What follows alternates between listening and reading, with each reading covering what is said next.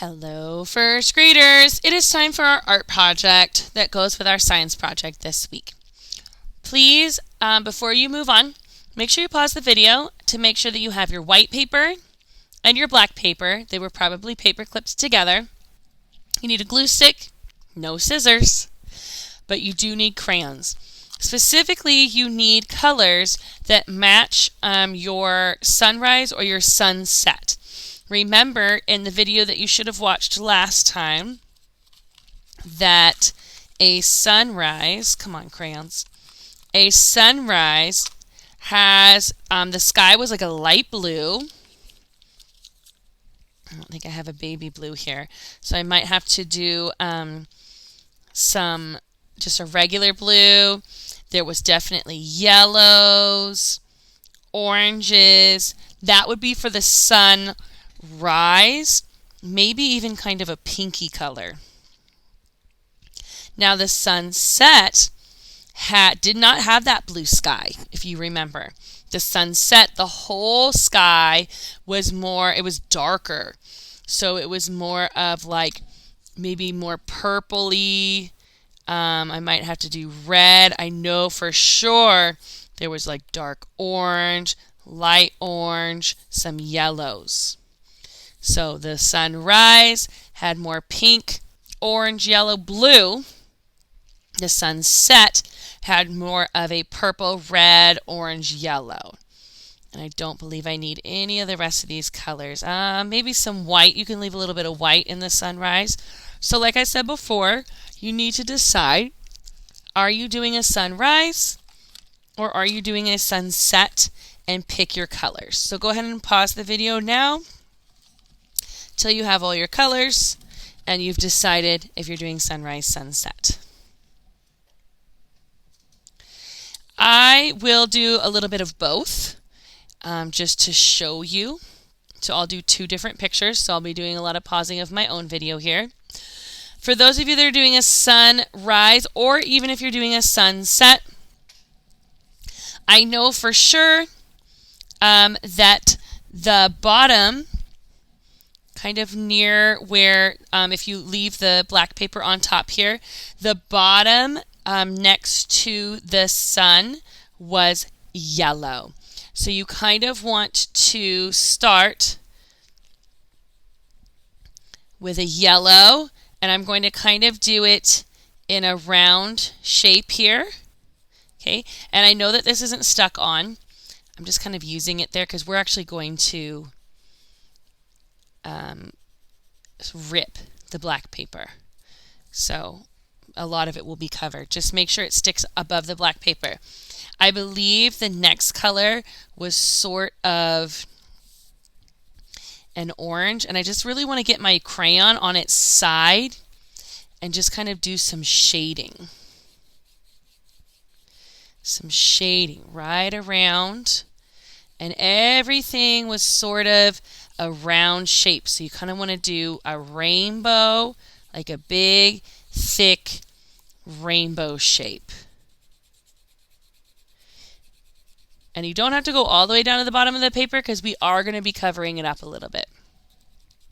So a big, thick rainbow shape. This is for the sunrise.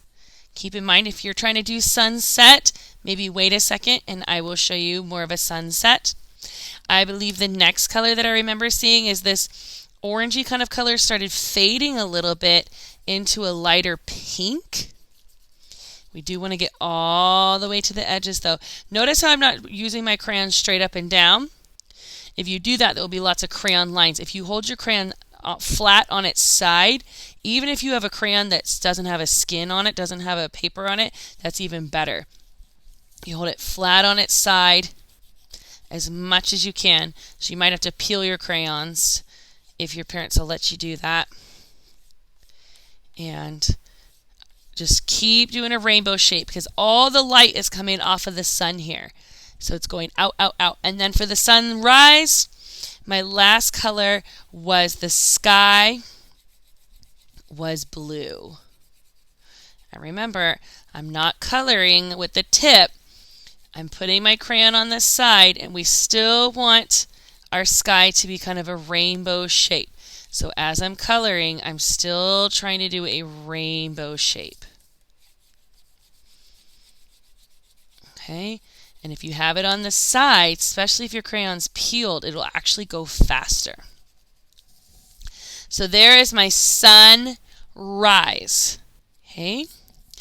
The next thing you will do is you're going to take this paper and you want to make like the mountains. I don't know if you remember seeing the sun was rising behind the back of the mountains.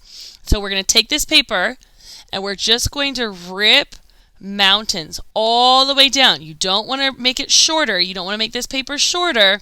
You want it to be this long because it fits perfect on this paper. But what you're going to do is I'm going to just tear. I want to tear up for a tippy top mountain.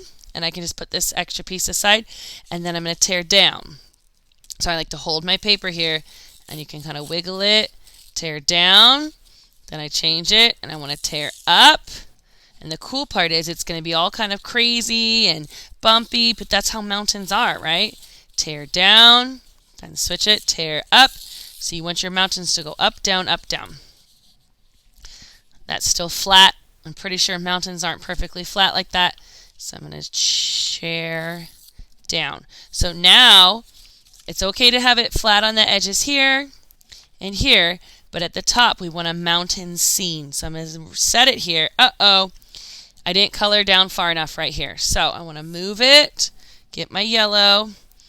Color, put it on the side, color my sunset a little bit farther down because I ripped a little too far right here. That's fine though. It's a very low mountain. Okay, let's set it back on here. Do I see any white parts that I still need to do? No. And look at this, you guys. This is my sunrise. These are my mountains. The sun is coming up behind the mountains and it's starting to light up the sky. The sky is blue and we have light orange and pink going into the blue sky.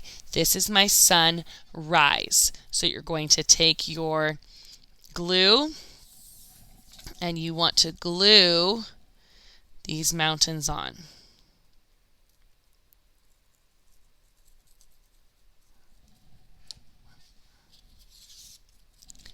And there, and we want to line it up right at the edge of the bottom. So I have to move it around. There is my sunrise. Look at how cool that looks. It looks like a real sunrise. I love it. All right, don't forget to take a picture of this and upload it onto your Seesaw and answer the questions on the last page.